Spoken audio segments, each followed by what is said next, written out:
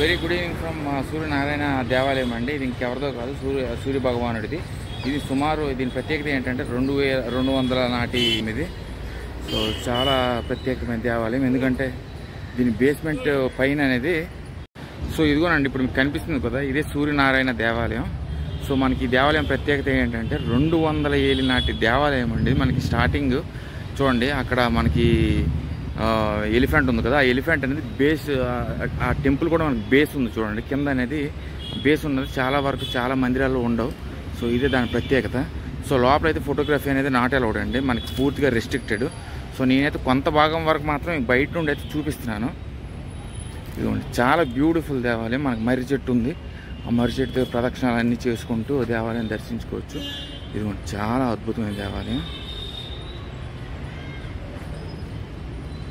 So నేనైతే అతను అడిగానండి, కొంచెం అంటే కొంచెం తీసుకొని చాలా దూరం నుండి వచ్చావు కదా, వేరే స్టేట్ అని చెప్పి నాకు కొంచెం కనికరించినట్టున్నాడు.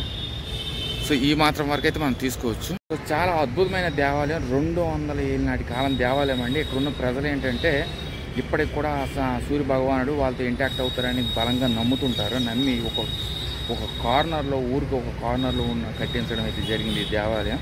ఇది ఎవరు కట్టించారని ఎవరికీ తెలియదు. ఇది మనకి గోవిందరావు గాయక్వాడ్ నాయకత్వంలో దీనికి కమిషన్ చేసిన వ్యక్తులు దైవాన్ అనే వ్యక్తి, ఇంకా రావుజీ అప్పాజీ ఫన్సే అనే వ్యక్తులు అయితే దీన్ని కమిషన్ చేశారు గోవిందరావు గాయక్వాడ్ నాయకత్వంలో.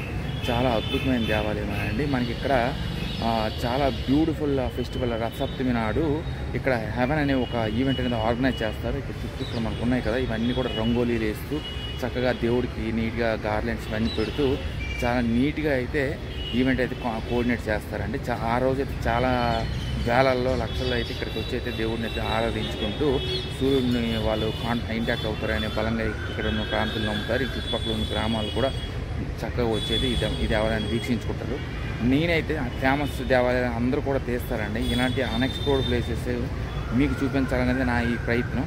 సో చాలా అద్భుతంగా ఉంది. లోపల సూర్య భగవాను చూశాను. మనకి గుర్రాలతోని రథపాలకుడు ఒకడు నడుపుతూ సూర్య భగవానుడు చక్కగా ఆ రథం మీద కూర్చొని అయితే ఉంది. పాలరాతితో తయారైంది, చాలా అద్భుతంగా ఉంది. చాలా బ్యూటిఫుల్ దేవాలయం, 200 years ఎగో దేవాలయం అండి.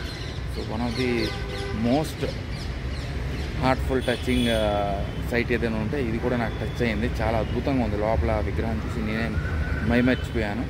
సో ఈరోజైతే నేను 2-3 తిరుగుతాను. ఇంకా నైట్ చీకటి పడేంతవరకు తిరిగేసి మిగతా దేవాలయాలు కూడా చూపిస్తాను. సో ఇక్కడున్న ప్రజలు ఇప్పటికి కూడా ఇక్కడున్న మనకి జంబూపేట దగ్గర ఉన్న దేవాలయం ఇది. దీనికి టైమింగ్స్ అనేది లేదండి, 24 hours ఓపెన్లో ఉంటుంది. చక్కగా అందరూ వచ్చి వీక్షించుకోవాల్సిన దేవాలయం. స్టేట్ ఉండండి, నాకు ఎంతవరకైనా అలా అవకాశం ఇచ్చి ఇక్కడ నుంచి మాట్లాడే అవకాశం ఇచ్చినందుకు వాళ్ళకి కూడా థ్యాంక్స్ చెప్పుకోవాలి. చాలా అద్భుతమైన కట్టలు ఒకసారి మళ్ళీ మీకు చూపిస్తాను. వెరీ బ్యూటిఫుల్, డెఫినెట్లీ 100% విజిట్ అండి. లోపల అయితే నేను చూసాను, చాలా చాలా బాగుంది దేవాలయం. ఇక్కడ మనకి చక్కగా బ్యూటిఫుల్ ఫౌంటైన్, నాగదేవతలు ఇవన్నీ కూడా ఉన్నాయి.